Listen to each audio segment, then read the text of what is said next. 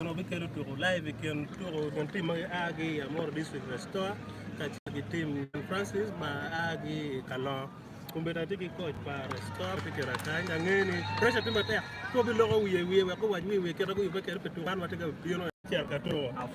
yes, but the real coaches went to coaches material area yo mpaka watu Lakwed TV kumero luko coaches material magatika bino kunyo ni kero for dino kumbeta tiki coach pa St Francis kan mero win gibor kero matega yubeke petu ko madano tiki bino ka doni ko beruge afoya for Matek Lakwed TV and Kono Kilonya and coach Wam Salva to coach for school St Francis Maake Kalongo one kono jo po abere yo Matek adiga yan wa bere ne got ko training ko got so we want to take care of me tiki momentum it ya kutugo